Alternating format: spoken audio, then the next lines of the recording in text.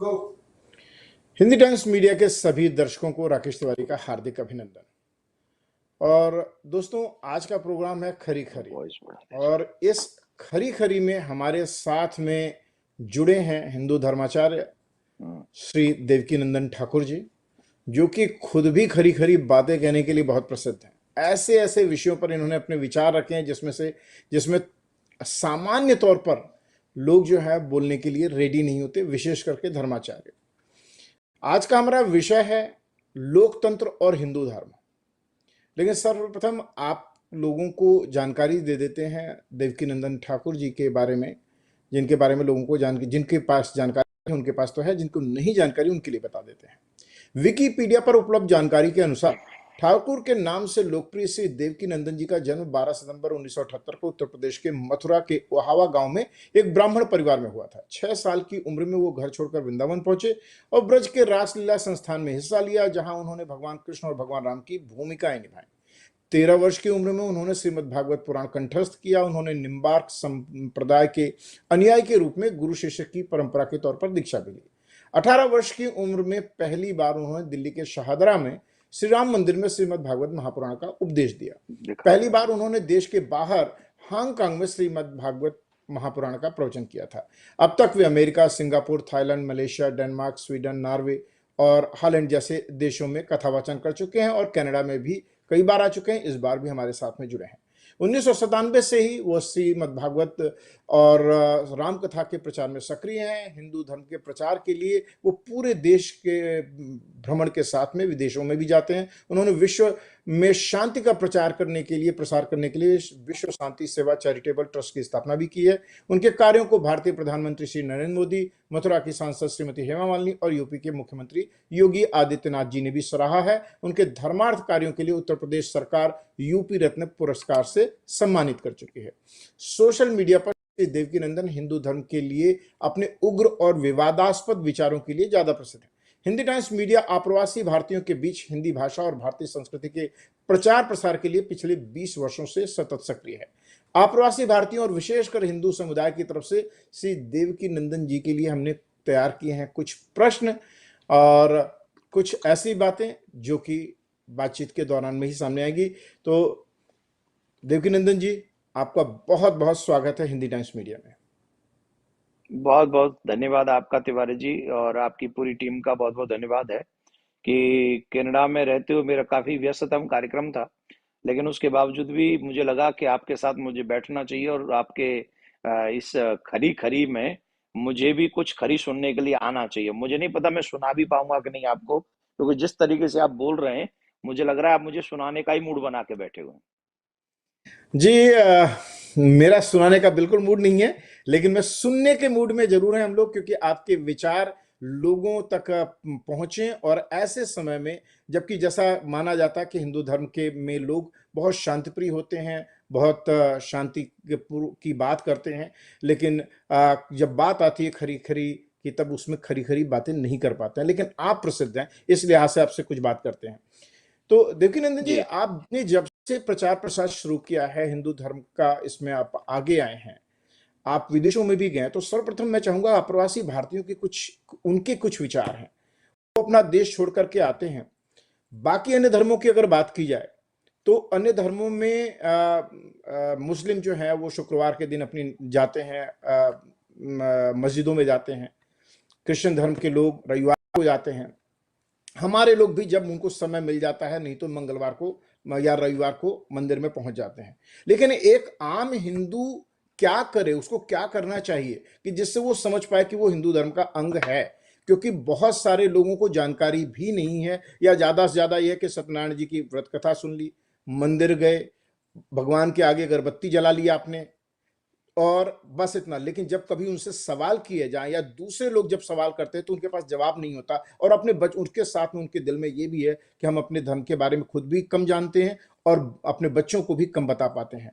तो क्या सलाह देना चाहेंगे, क्या बताना चाहेंगे कि क्या उनको दैनंदिन जीवन में यहाँ पर आप्रवासी भारतीयों को, चाहे कनाडा में हो चाहे अमेरिका में हो, क्या करना चाहिए? देखिए तिवारी जी, जहां तक मैं जानता हूं कि काफी लोग, मोस्टली मैं जहां जहां गया हूं, काफी जी। सनातनी जब मुझे मिलते हैं तो वो कहते हैं कि हम आपसे जुड़े हुए हैं सोशल माध्यम से, कि हम लोग जब हर एक प्रोग्राम हमारा लाइव टेलीकास्ट होता है यूट्यूब चैनल पे, चाहे जी हमारी कोई और स्थिति हो ना हो, लेकिन यूट्यूब चैनल पे हम लोग हर बार लाइव टेलीकास्ट करते हैं। तो लाइव टेलीकास्ट तो सबके लिए उपलब्ध है। जी आपको उसके लिए घर में भी नहीं जाना है। आप घर में बैठकर आप वो कथाएं सुन सकते हैं, और कथा सुनकर, आप कथा सुनना किस लिए, आप कथा सुनते हो इसलिए भगवान को जानना है, अपने आत्मा को जानना है, अपने विषय को, अपनी जिम्मेदारियों को जानना है, अपनी रिस्पॉन्सिबिलिटी को जानना है। आपने जी मुस्लिम धर्म की बात की, तो मुसलमान भाई लोग क्या करते हैं, अपने बच्चों को सबसे पहले कुरान पढ़ाते हैं। जी और हम कभी भी अपने बच्चों को कोई किताब नहीं पढ़ाते आध्यात्मिक, न गीता पढ़ाते, न भागवत पढ़ाते, न राम कथा पढ़ाते। तो जब रामायण आप नहीं पढ़ेंगे, जब गीता आप नहीं पढ़ेंगे, जब भागवत आप नहीं पढ़ेंगे, तो आप कैसे अपने धर्म को जानेंगे और कैसे किसी के प्रश्नों का उत्तर दे पाएंगे। जब सामने वाला अपने धर्म का प्रश्न, जब कोई प्रश्न करता है, तो वो खुल के जवाब देता है। आप और हम मौन क्यों हो जाते हैं? क्योंकि हमने गीता नहीं पढ़ी, हमने भागवत नहीं पढ़ी, हमने रामायण नहीं पढ़ी, हमने अन्य अपने, और पढ़ने की बात छोड़ो, चलो इतने सारे ग्रंथ हम नहीं पढ़ सकते। कथाओं का सिस्टम इसीलिए प्रारंभ हुआ कि एक कथा जब होती है तो उसमें गीता भी इन्वॉल्व हो जाती है, उसमें रामायण के उदाहरण आ जाते हैं, उसमें 500 चीजें इकट्ठी हो जाती हैं। तो उनको ध्यान में रखते हुए हमें एनी हाउ अपने कथाकारों के माध्यम से कथा सुननी चाहिए। और कथा आजकल आप सबके पॉकेट में है, यूट्यूब पे है। आप यूट्यूब पे, जैसे हमारे ये देवकीनंदन ठाकुर जी के नाम से चैनल है, उसमें हमारा परिवार बहुत बड़ा है, टचवुड, उसमें काफी बड़ी संख्या है, लगभग 37.5 लाख के करीब उसमें हमारे परिवार की संख्या है। तो जी जो जो जुड़े हैं वो जुड़े रहें, और उसको आगे कम से कम मैं ये कहूंगा, दिन में आधा घंटा खुद भी और अपने बच्चों को भी वो कथा अवश्य सुनवाया करें, जिससे हमें अपने धर्म की नॉलेज हो सके। जी लेकिन फिर भी चूंकि आपने जिन धार्मिक पुस्तकों की बात की है, एक हिंदू होने के नाते और हिंदुओं के लिए आप किन पुस्तकों को कहेंगे कि उतना जरूर लोग कम से कम पढ़ें, क्योंकि सभी लोग जो भारत के बाहर आए हैं ज्यादातर लोग पढ़े लिखे लोग हैं। और दोस्तों हम बता दें कि देवकीनंदन ठाकुर जी के लाखों, मैंने अगर जो यूट्यूब के ऊपर हमें जानकारी मिली 3.4 मिलियन इनके फॉलोअर्स हैं, सुनने वाले हैं, देखने वाले हैं। जी, तो किन पुस्तकों की बात आप करेंगे? नहीं, मैं सब्सक्राइबर हैं चाहूंगा कि 3.8 मिलियन। जी हाँ, मैं जी ये चाहूंगा कि हम लोग इस चीज को क्या नाम है, कम से कम गीता अवश्य पढ़ें, और रामायण जी को अपने जीवन में इन्वॉल्व करें, और जी भागवत कथा जरूर सुने। में हम्म 3 ग्रंथ हमारे यहाँ बहुत महत्वपूर्ण है, गीता, रामायण हम्म और भागवत। वैसे तो हमारे यहाँ 4 वेद, 6 शास्त्र, 18 पुराण है, उपनिषद है। जी इनमें ये तो विद्वान आप तक पहुंचाते।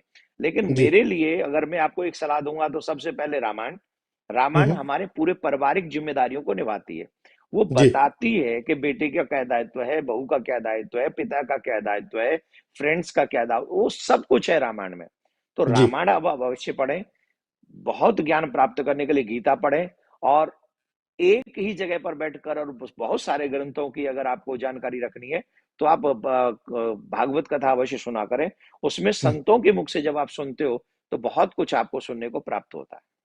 जी। और दैनंदिन पूजा के संदर्भ में जैसे कि बात आती है, तो जो मुस्लिम भाई हैं वो 5 वक्त नमाज पढ़ते हैं। हमारे यहाँ पर भी हम्म। संध्या वंदन और इन सब चीज़ों की बात होती है। लेकिन एक हिंदू परिवार के अंदर में नियमित भगवान की अगर बात की जाए, तो क्या पूजा करनी चाहिए? कुछ इस संदर्भ में हमारे लोगों को, अगर आप हमारे जो दर्शक हैं उनको क्या कहना चाहेंगे? देखिए एक उनके यहाँ क्या है, सामान्य उनके अप्रवासी हिंदू भारतीय के लिए। जी देखिए उनके यहाँ क्या है कि उनके यहाँ सिर्फ एक ही कॉन्सेप्ट है। हम्म, हमारे यहाँ 24 अवतारों की बात है। और जब जी 24 अवतारों की बात है, तो कोई राम जी को मानता है, कोई कृष्ण जी को मानता है, कोई शिव जी को मानता है। तो इन तीनों के, कोई दुर्गा माता को मानता है। तो मैं एक जी बात कहना चाहूंगा, जो राम जी को मानते हैं, जिनको लगता है मेरे आराध्य देव राम है, तो उनको निश्चित तौर पे रामायण ही अपने घर में प्रमुख ग्रंथ मानना चाहिए। जी जो शिव जी को मानते हैं, उन्हें शिव पुराण को अपना प्रमुख ग्रंथ मानकर वो आप खुद भी पढ़ें और अपने बच्चों को भी पढ़ाएं। और जो हमारे जैसे प्रेमी हैं, कृष्ण के प्रेमी हैं, उन्हें भागवत ग्रंथ ही सर्वोत्तम ग्रंथ समझकर उसी का पाठ करें, उसी का ध्यान करें, उसी का श्रवण करें और उसका चिंतन करें। गीता हमें कृष्ण का वो उपदेश है जो ब्रह्मांड में, मैं हमेशा कथाओं में कहता हूं, Jesus says I am the son of God, right? Hmm Muhammad says I am the messenger of God, but only Krishna says I am the हाँ गॉड।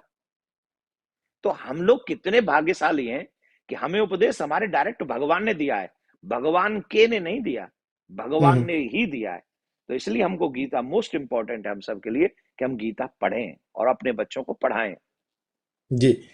अब आते हैं कुछ ऐसे सवालों की ओर जिसके कारण से विशेष करके बात की जाए तो विवाद उत्पन्न हुए हैं और विवादों के बीच में लोग गुजर रहे हैं और लोग उद्वेलित हैं, विशेष करके भारतीय समाज या हिंदू समाज जो भारत के बाहर रह रहा है। भारत के अंदर बहुत सारी ऐसी घटनाएं हुई हैं जिसके कारण से लोग चाहते हैं कि कुछ उसके उत्तर मिले या कम से कम उनका समाधान हो। हिंदू धर्म के ऊपर तमाम तर ऐसे आरोप आक्षेप लगे हैं, जो दूसरे धर्म के लोग हैं खुले आम अपमान किया गया है। जैसे आपने कई जगह अपने वीडियोस में बात की है, बॉलीवुड की बात की है कि वहां पर चाहे भगवती राधा की बात हो, भगवान कृष्ण की बात हो, भगवान शिव की बात हो, उनका अपमान किया जाता है और उसके बारे में आपने अपनी जगह पर खुल करके बोला है। लेकिन यही आपने उसी के साथ में सवाल ये भी उठाया कि अन्य धर्मों के संदर्भ में फिल्म के लोग जो हैं या बॉलीवुड के लोग जो हैं वो कभी नहीं बोलते या डरते हैं, लेकिन हिंदू धर्म के बारे में बोलते हैं। तो इसमें जो जो आप जैसे धर्माचार्य हैं, जैसे आपने तो बोला, लेकिन बाकी लोग नहीं बोल पाते और बोलने की बात भी नहीं, इस पर रुका और इस पर रोक क्यों नहीं होती है? जी। नहीं, देखिए सबसे बड़ी बात क्या है, हमारे हिंदुओं में एक सबसे बड़ी कमजोरी है कि जो भी कोई बोलता है हम उसकी बैकबोन नहीं बनते। आप समझ रहे हैं ना? जी। अगर अन्य धर्म के लोगों की आप बात करेंगे तो वो जब बोलते हैं तो उनके पीछे एक जन सैलाब खड़ा होता है। और जी। हमारे यहाँ बोलने से पहले सोच लेते हैं, अगर मैं बोलूंगा तो कहीं हमारे श्रद्धालु हमें छोड़ के न चले जाएं, फिर हमारे मन में कहीं हमारी इमेज खराब ना हो जाए, फिर हमको लगता है अरे यार हमारे मंदिर मठों में कहीं समस्या ना आ जाए। ये 500 प्रकार के विचार हम लोगों के दिमाग में चलते हैं। लेकिन मैं मानता हूं कि अगर मेरा धर्म ही नहीं रहा तो मेरा मंदिर किस काम का, अगर मेरा धर्म ही नहीं रहा तो मेरे वो फॉलोअर्स किस काम के, अगर मेरा धर्म ही नहीं रहा तो मेरा ये शरीर ही किस काम का। तो मुझे लगता है कि मेरे लिए धर्म इंपॉर्टेंट है कि ना कि मैं, ना मेरी छवि। मेरी छवि किसके लिए, मेरी छवि कितने दिन काम आएगी, 10-20 साल। लेकिन मेरा धर्म मेरे बच्चों तक जाएगा ना, जी। आने वाली जनरेशन तक मेरा धर्म चाहिए ना। देवकी नंदन नहीं चाहिए नेक्स्ट जनरेशन को, जी। देवकी नंदन की जरूरत नहीं नेक्स्ट जनरेशन में। नेक्स्ट जी। जनरेशन में कोई और ऐसा चाहिए जो देवकी नंदन से लाख गुना अच्छा हो और जो अपने धर्म को सेव कर सके। लेकिन तब होगा जब आज हम धर्म को बचा सकेंगे। आज जी। हमारी संस्कृति, हम किसी को दुख नहीं देते, हम किसी का गला नहीं काटते हैं, लेकिन कोई हमारा ही गला आके काट दे तो हम अपनी ठीक कह रहे सुरक्षा हैं। भी ना करें। जी। हम बैठे रहे, आओ जी गांधी जी कि हमें थप्पड़ इधर मार दो इधर मार दो। अरे कोई मारेगा तो 2-4 तो हम भी दे सकते हैं ना। भगवान ने हमें हाथ किस लिए दिए, सुरक्षा के लिए दिए ना। हम किसी को मारने न जाए, लेकिन कोई हमें मारने आए तो हम अपने आप को बचाएं कि नहीं बचाएं। एक वैसे धर्म के बारे में बात अगर की जाए तो अगर मैं गलत नहीं हूं, बाकी शेष चौपाई आप पूरी कर सकते हैं, लेकिन कहा गया कि हरिहर निंदा सुनहि जे काना, मतलब अपने देवी देवताओं के, हरि लगाई की, पाप भगवान गौ की। घात समाना। हाँ। हाँ जी। तो ये उसके बावजूद में, जबकि शास्त्रों में इसका एकदम प्रमाण दिया गया है कि हमें ये गौ हत्या की तरह से है, तो ऐसे में भी अगर लोग जो चुप रहते हैं उसके पीछे मुख्य कारण क्या कायरता है जिसके कारण से इतने वर्ष तक हिंदू गुलाम भी रहे?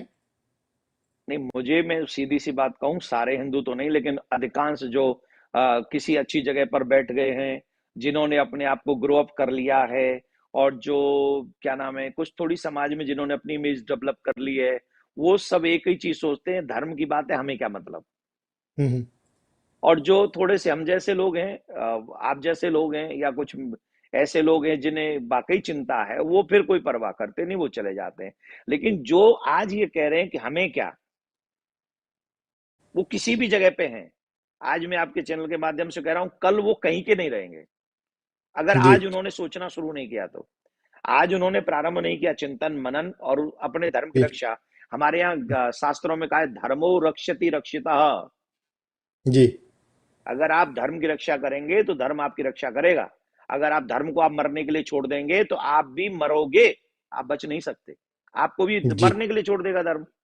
तो धर्म की रक्षा करने के लिए प्रत्येक मनुष्य को अपने धर्म की रक्षा करने के लिए खड़ा रहना चाहिए। और हम अपने, ये संविधान का राइट हमारे पास भी तो है, जी। हम किसी को बिल्कुल। मारने तो नहीं जा रहे ना। संविधान का राइट है ना, मैं अपने धर्म की रक्षा करूं।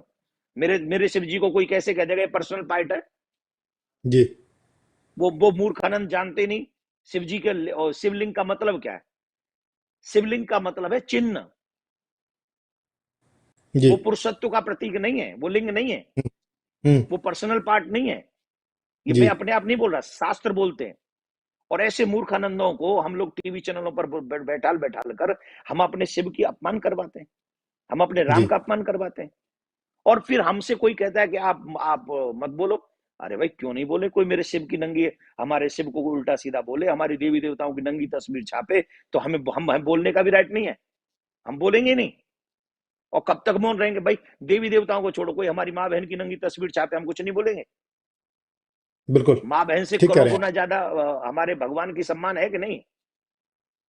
जी, इसमें सोशल मीडिया पर मैं आना चाहता हूं।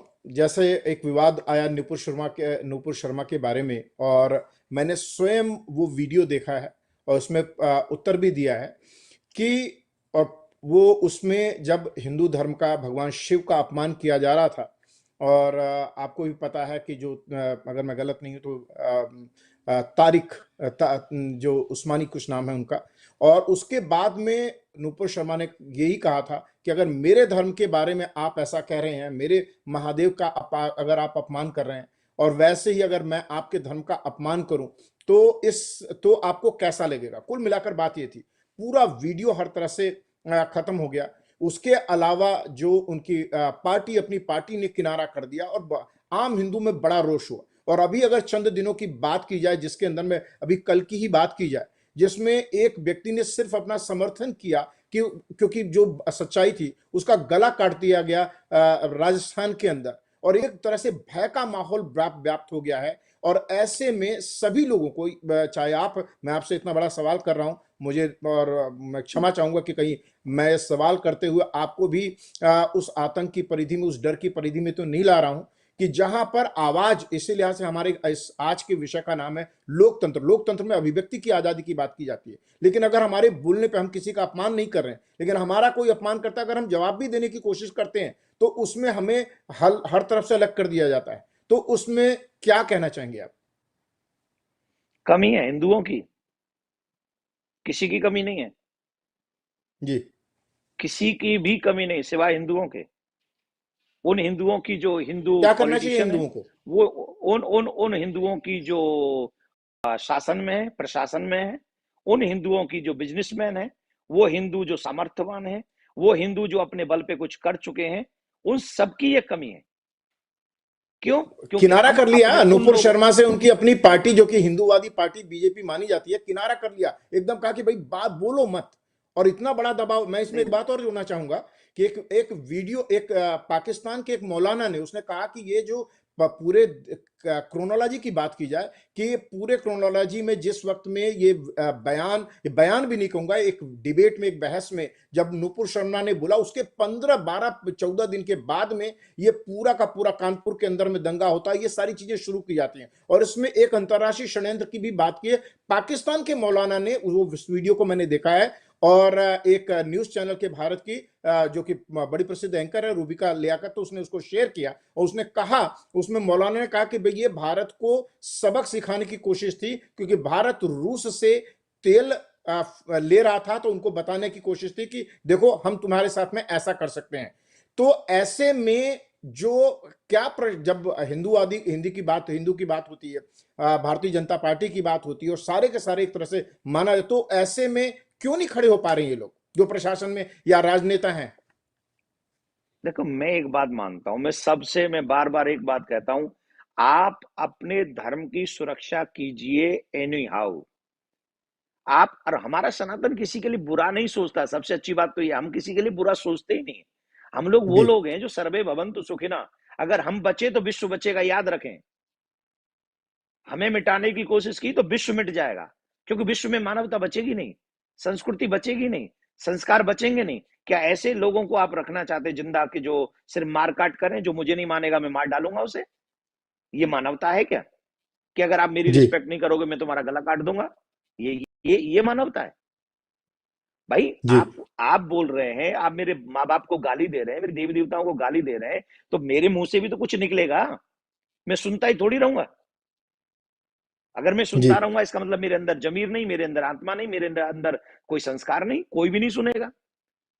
तो आप जी चाहते हो कि अगर आपके किसी देवी देवता के लिए, आपके आराध्य के लिए, इष्ट के लिए कोई गलत ना बोले, उल्टा ना बोले, तो उसके लिए कंपलसरी है आप किसी के लिए गलत मत बोलिए। हम्म अगर मैं आपके पिताजी को गाली दूंगा तिवारी जी, तो आप भी मेरे पिताजी को गाली देंगे।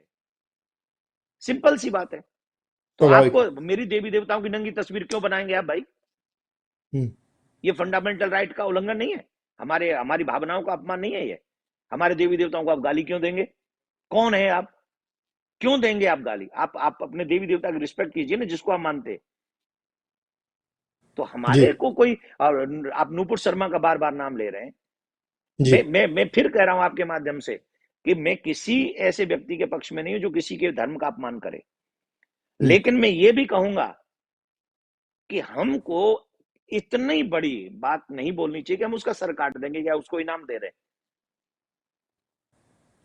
और हम सबको जी उसके, एक हिंदू बेटी है वो, एक सनातनियों की बेटी है वो, हम उसे ऐसे जी अकेला छोड़ देंगे क्या मरने के लिए? जी तो वो उसने क्षमा जी मांग ली, सॉरी बोल दिया।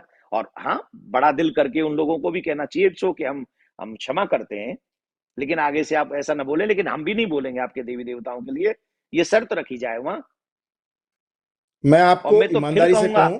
फिर जी फिर कहूंगा, जो सजा नूपुर शर्मा के लिए 56 जी कंट्रियां मांग रही हैं, 56 कंट्रियां जो नूपुर शर्मा के लिए सजा मांग रही हैं, वही सजा आपके इस चैनल पर कनाडा में बैठकर, आपके इस चैनल पर मैं वही सजा उन लोगों के लिए डिमांड करता हूं जिन लोगों ने शिव को गालियां दी हैं, शिव का अपमान किया है, देवी देवताओं की नंगी तस्वीरें बनाई हैं, और जो शेयर करते हैं उनको भी सेम सजा होनी चाहिए। यही आप मांग जी लो जो सजा चाहिए।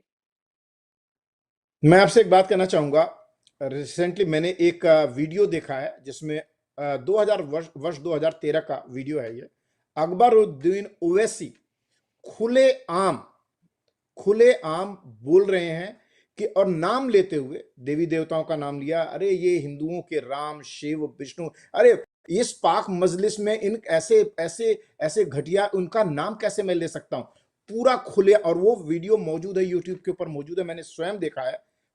500,000 500 ज्यादा से ज्यादा उसके 500,000 के व्यू हैं उसमें। इस तरह के तमाम वीडियो वहां पर चल रहे हैं।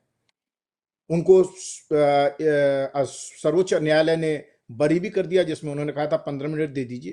तो ये जो चीजें चल रही हैं, तो भारत का लोकतंत्र क्या इजाजत देता है, या सिर्फ लोकतंत्र हिंदू धर्म के लिए है कि जहां पर हमको आप तो फिलहाल हमको बोलने के लिए भी आपको रोक दिया जाए? जी नहीं, हमको लगता है हिंदू, ये जो लोकतंत्र है सिर्फ भारत में मोस्टली हिंदू ही फॉलो कर रहा है। हम ही लोग फॉलो कर रहे हैं, हम ही लोग उसको फॉलो कर रहे हैं। उनका तो जिस दिन बस चलता है, जिस दिन चलता है वो पत्थर फेंक जाते हैं, जिस दिन उनका मन करता है वो किसी को गाली दे जाते हैं, जिस दिन उनका मन करता है वो प्रधानमंत्री को ही गाली देते हैं। औरों की तो बात ही छोड़ दो, जी प्रधानमंत्री को ही। अब वो ये ही नहीं, ये जो लड़का पकड़ा गया है, ये लड़के ने नहीं, प्रधानमंत्री को ही कहा है उल्टा सीधा। औरों की तो बात बिल्कुल। ही छोड़ दो। तो ये लोकतंत्र तो हमारे लिए ना, अगर कोई हिंदू बोल के दिखा दे, हिंदू बोल के किसी इंस्पेक्टर को ही दिखा दे, वो इंस्पेक्टर ही ठोक ठोक के उसका सारा लाल कर देगा उसको। जी आप भी इतना तो खुल के हिंदू बोल रहे धर्म, हैं, क्या आपको लगता है कि आपको भी कोई सुरक्षा चाहिए होगी जब आप यहाँ पर कनाडा में हैं? और जितना आपने बोला है, और उस लिहाज से नाम लेने पर ही, जिस तरह से अभी घटना हुई है राजस्थान के अंदर, कन्हैया नाम था उस टेलर का, और उसने कहीं, मुझे नहीं लगता वो उसके पास में बिल्कुल वो मुस्लिम वेश में थे, मुस्लिम थे, वो गए थे अपने कपड़े बनवाने के नाम पर, उसने कहीं उनको रोका नहीं कि आप मुस्लिम हैं, क्या हम आपके कपड़े नहीं बनाएंगे, और या उनके टेलरिंग के लिए, और उसका गला काट दिया। ये आतंक के माध्यम से जो संदेश दिया जा रहा है, तो इसके में क्या आपको अपने लिए डर नहीं लगता? आपको सुरक्षा नहीं चाहिए होगी? आप एक हिंदू धर्माचार्य हैं, बहुत सारे लोग आपके फॉलोअर्स हैं। मैंने तो किसी को गाली नहीं दी, मैं किसी के धर्म का अपमान नहीं कर रहा, मैं किसी समुदाय लेकिन को आप बुरा नहीं आपने बोल नूपुर रहा। शर्मा के पक्ष में बोला है। नूपुर शर्मा के पक्ष में मैं जो बोल रहा हूं, क्या वो गलत है? आप, मैं जो तथ्य दिखा रहा हूं, आप वो तथ्य बताइए ना, कि अगर आप मेरे देवी देवताओं को गाली देंगे तो कुछ तो मेरे मुंह से भी निकल जाएगा। तो आप वो मत करिए ना। और मैं ये नहीं कह रहा हूं नूपुर शर्मा ने सही कहा है, मैं ये कह रहा हूं कि आप जो है, अगर उसने गलत किया है तो वही सजा जो नूपुर शर्मा को आप दिलवा रहे हैं, वही सजा मुझे भी चाहिए उन लोगों के लिए जो शिव जी के अपमान कर रहे हैं। मैं ये कह रहा हूं आपसे, वही सजा जी। चाहिए मुझे। जो शिव जी का अपमान कर रहे हैं उनको भी वही सजा दो। उनके लिए भी वो 56 कंट्रियां आके कहें कि इन लोगों ने भी गलत किया, इनको भी जो है जेल में डालो, इनको भी फांसी पे चढ़ाओ, इनका भी तन सर से जुदा करो, कहो, उनको भी वही सजा जी। दो। क्या आपको लगता नहीं है कि एक एक षड्यंत्र के तहत कुछ चीजें की जा रही हैं? इसके पहले जब नूपुर शर्मा का पूरा विवाद खड़ा हुआ, उसके ठीक पहले ज्ञानवापी मैसेज के बारे में बात हो रही थी, ज्ञानवापी के बारे में बात हो रही थी, और पूरा ये मामला आगे बढ़ रहा था, और एकदम अचानक ऐसी घटना आती है और एकदम हर तरह से, हर तरफ से खामोशी छा जाती है। तो एक एक षड्यंत्र के तहत लगातार ये प्रयास किया जा रहा है कि जो हिंदू धर्म के लोग हैं, जो बोलने वाले लोग हैं, जो खड़े हो सकते हैं, उनकी जबान बंद कर दी जाए। नहीं, ये विषय तो एक सरकार का विषय है, सरकार और प्रशासन का विषय है। इस विषय पे मैं क्या बोलूं कि कौन सा षड्यंत्र है, लेकिन हमें शिव जी चाहिए, काशी चाहिए, हमें मथुरा चाहिए। मथुरा में हमारे राम कृष्ण और मथुरा में कृष्ण विराजमान है। ये हम लोग प्यार से भी उनसे कहते हैं, भाईचारे की बात करते हैं। हमें सिर्फ चारा बना के छोड़ दिया गया है। जब से हम आजाद हुए हैं, सिर्फ चारे की तरह हमारा यूज हो रहा है। हमारे राम का सम्मान नहीं है, हमारे कृष्ण का सम्मान नहीं है, हमारे शिव का सम्मान नहीं है। तो उसके लिए बिना उसके बिना हम हैं क्या? हम ये नहीं समझ में आ रहा हम कौन है। तो हमें वो आवाज तो उठानी ही होगी। हम लोग एज ए सनातनी चुप नहीं रह सकते, मौन नहीं रह सकते, हमें एक आवाज उठानी पड़ेगी। और जी। विश्व पटल देख रहा है कि सनातन जो है मानवता को आगे बढ़ा रहा है, सनातन को आगे बढ़ा रहा है। तो विश्व पटल देख रहा है कि सनातनी कभी किसी के ऊपर आक्रमण नहीं करते, सनातनी कभी किसी देश पे कब्जा नहीं करते, सनातनी कभी किसी का गला नहीं काटते। अब पूरा विश्व पटल देख रहा है कि हमारे ऊपर आक्रमण हो रहा है, हमारे ही साथ दुर्गति हो रही है। हमारे जब किसी कन्हैयालाल का गला काटा जाता है तो तब कहाँ चले जाते हैं वो सेकुलर लोग जो बड़े बड़े लंबे चौड़े भाषण देते टीवी चैनलों पर आकर। कन्हैयालाल का ये दोस्त था ना कि वो हिंदू था, नहीं, उसके बारे में वो कहा गया हिंदू कि था। भाई ये माहौल ऐसा माहौल क्रिएट किया गया है हाँ, हिंदुओं के द्वारा, इस कारण से ऐसा हुआ है। हिंदुओं के ऊपर यह आरोप है कि ठीक। आपने माहौल इतना खराब कर दिया है ताकि हाँ, लोग तो फिर उद्वेलित हो तो गए हैं, लोग गुस्से में आ गए हैं, आप दूसरे धर्म के खिलाफ बोल रहे हैं, इस लिहाज से कहा जा रहा है। नहीं जी। नहीं, ये सब दबाने की कोशिश है। ये ऐसी कोशिश है, तालिबानी जो मामला है उसको भारत में लाने की कोशिश हो रही है। वो भारत में कभी सफल हो नहीं सकते, क्योंकि भारत एक समृद्ध देश है, कट्टर देश है, और एक ऐसा देश है जहाँ सबके लिए रहने का अधिकार है, सबके धर्म का सम्मान है। लेकिन वहां ऐसा नहीं है कि आप किसी को कुचल दोगे और गला काट देंगे, वहां ये सब नहीं चलने वाला है। बहरहाल ये तो एक सच्चाई है कि अपने आप में गला काटा गया है कन्हैयालाल का, जो कि एक किलर थे, और इस लिहाज से एक दहशत और डर का माहौल तो आम लोगों के बीच में है ही सही। और इस के साथ में मैं एक बात जो हमारा मुख्य विषय है, लोकतंत्र और हिंदू धर्म की, हिंदू धर्म के बारे में कहा गया कि हिंदू धर्म बड़ा लोकतांत्रिक है, इसके अंदर हर तरह के विचारों की को प्रश्रय मिला है। यहाँ पे चारवाक का नास्तिकवाद भी चलता है, और उसी तरह से जो एक तरफ मूर्ति पूजा करते हैं उनका भी है, जो नहीं मानते हैं वो भी है। तो इतना तो लोकतंत्र और हिंदू धर्म के बारे में क्या कहना चाहेंगे आप? अरे मैं ये कह रहा हूँ, आप मूर्ति पूजा नहीं मानते तो मत करो ना, आपको कह कौन रहा है? हम तो नहीं जा रहे ना आपका धर्म परिवर्तन कराने, आप ही आते हो हमारे बच्चों का धर्म परिवर्तन कराने। हम थोड़ी कह रहे हैं कि आप धर्म बदल लो, आप मत मानो, मूर्ति पूजा आप मत करो। आपका आंतरिक विषय है, आप बिल्कुल ना करें। कौन आप? हम थोड़ी फोर्स कर रहे हैं आपको। आप अपनों का रिस्पेक्ट कीजिए, लेकिन आप ये थोड़ी कि आप मूर्ति पूजा नहीं करेंगे तो मूर्ति तोड़ देंगे। जी। आप मूर्ति थोड़ी तोड़ेंगे। भाई उनकी भी तो भावना है जो मूर्ति का पूजन करते हैं। आप नहीं पूजन करते, इट्स ओके, लेकिन जो पूजन करते हैं आप उनकी भावना थोड़ी हट करेंगे। और लोकतंत्र में, लोकतंत्र हमारे भारत की सबसे सुंदरता बात यही है कि हमारे यहाँ वो लोगों का भी आदर है जो मूर्ति पूजन नहीं करते, हमारे यहाँ वो लोगों का भी आदर है जो मूर्ति पूजन करते हैं। लेकिन बिल्कुल ये सही है। माहौल वो बिगाड़ रहे हैं कि जो मूर्ति पूजन नहीं करते हम मूर्ति नहीं रहने देंगे। वो माहौल बिगाड़ रहे हैं, और उन लोगों को ये सब नहीं करना चाहिए, मेरा मानना ये है। सीधी सी बात है। अब मुझे मैं बोल रहा हूं तो मुझे दुबई से धमकी आ गई साहब, काय को आ गई भाई? मैंने कौन सा अपमान किया आपके धर्म का? एक शब्द बता दीजिए कि मैंने खुदा के विषय में कुछ गलत बोला हो, मोहम्मद साहब के विषय में मैंने कुछ गलत बोला हो, बताइए जी। ना। मैंने कौन सी जी। चीजें ऐसी हैं जो गलत बोल दी मैंने? एक जी। शब्द मैं क्योंकि मैं जानता हूं, अगर आप चाहते हो अपने के भगवान का सम्मान हो तो आप दूसरों के भावनाओं का सम्मान करें। लेकिन मेरे धर्म पर कोई उंगली उठाएगा तो फिर तो मेरे से बर्दाश्त नहीं होगा। आपको जो करना है फिर करिए आप, और क्या होगा। जी। जो अप्रवासी भारतीय यहाँ पर रह रहे हैं, उनके लिए अपनी भाषा हिंदी टाइम्स मीडिया हिंदी को लेकर के आगे चल रहा है। उनके लिए क्या संदेश देना चाहेंगे? अपनी भाषा के बारे में, अपने धर्म के बारे में क्या करना चाहिए उन्हें? अपनी भाषा को अपने घर में इस्तेमाल करें, वर्क पे अंग्रेजी भाषा या यहाँ की जो कंट्री की भाषा है उसको इस्तेमाल करें। आप सबसे निवेदन है, आपकी भाषा ही आपकी पहचान है। जब आप अपने बच्चों से, अपने रिश्तेदारों से भारत यहाँ बैठकर, भारत में भी जब आप प्यार से बात करते हैं, तो अपनी भाषा में बात करते हैं, तो जो भाव हमारी भाषा में है, हिंदी में है, मेरे हृदय में है, वो स्वाद, वो रस, वो अपनापन और किसी भाषा में नहीं है। इसलिए मैं चाहूंगा कि वो क्या नाम है, हम लोग घर में अपनी भाषा का इस्तेमाल करें। और आपका बहुत बहुत धन्यवाद है कि आपने इतनी दिनों से, 20 साल से आप अपनी भाषा का इतना रख रखाव, संस्कृति का, संस्कारों का इतना प्रचार प्रसार कर रहे हैं, उसके लिए आपका धन्यवाद है। थैंक यू सो मच है आपका, तिवारी जी।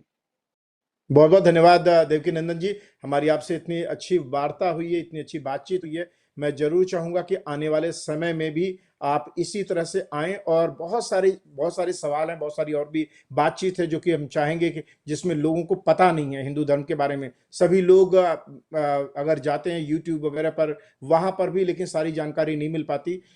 विशेष करके अप्रवासी भारतीयों की अगर बात की जाए तो जाते जाते अंत में क्या कहना चाहेंगे हमारे अपने लोगों के लिए जो अप्रवासी भारतीय भारत के बाहर रह रहे हैं, कनाडा में, अमेरिका में, हर जगह पर? बस यही चाहूंगा कि आप अपने धर्म का सम्मान कीजिए, अपने धर्म को आगे बढ़ाइए।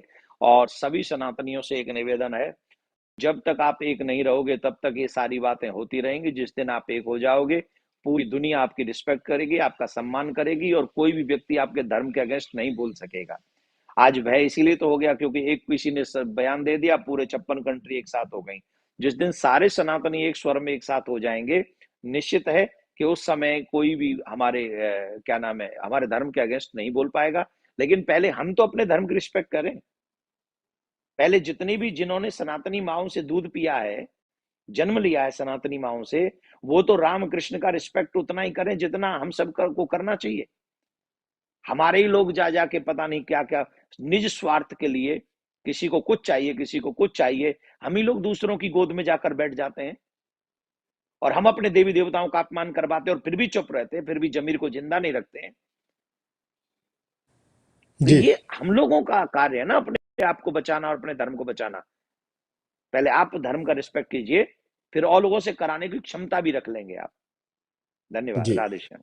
जी, बहुत बहुत बहुत धन्यवाद दोस्तों। ये हमारी बातचीत हो रही थी श्री देवकीनंदन ठाकुर जी से, जो कि हिंदू धर्म के धर्माचार्य भी हैं, और उन्होंने एक बड़ी महत्वपूर्ण बात की है, धर्म रक्षति रक्षता। अगर आप अपने धर्म की रक्षा करेंगे तो धर्म भी आपकी रक्षा करेगा। अगर आप अपने धर्म का सम्मान करेंगे, उसको जानेंगे, तभी आपकी भी रक्षा हो पाएगी, और हम दूसरों के खिलाफ नहीं है। और बातचीत आने वाले समय में श्री देवकीनंदन जी से हम आने वाले समय में और भी बात करेंगे। राकेश तिवारी को दीजिए इजाजत। हिंदी टाइम्स मीडिया को देखते रहिए, पढ़ते रहिए, और हमें भी आप सब्सक्राइब कीजिए हर जगह पर जहां पर भी संभव हो सकता है, यूट्यूब से लेकर के बाकी जगहों पर। और इसी के साथ इजाजत लेने चाहेंगे, और आने वाले समय में आपका सहयोग हमें आवश्यक होगा। और जिस तरह से आपको हमारा सहयोग है, हिंदी टाइम्स का यही कहना है, पढ़ो लिखो और बोलो हिंदी, जिससे बने विश्व भाषा। ये हम उस दिशा में काफ़ी कुछ प्रयत्न कर चुके हैं। ऐसे ही विषयों पर धर्माचार्यों की बात की जाए, या हिंदी भाषा की बात की जाए, या राजनेताओं की बात की जाए, या समाज के अंदर जो कुछ हो रहा है, हम इसमें आपके लिए अनेक विषयों के ऊपर बातचीत लेकर के आएंगे। राकेश तिवारी को दीजिए इजाजत। इस बीच में आप हिंदी टाइम्स मीडिया.com पर जाना मत भूलिए, और साथ ही हमारे जो यूट्यूब का चैनल है, यूट्यूब के ऊपर भी हमें सब्सक्राइब कीजिए। और अगर आपके पास में IPTV है तो उसमें भी आप हमें देख सकते हैं और सुन सकते हैं, और अपने विचारों से हमें अवगत करा सकते हैं। बहुत बहुत धन्यवाद। नमस्कार।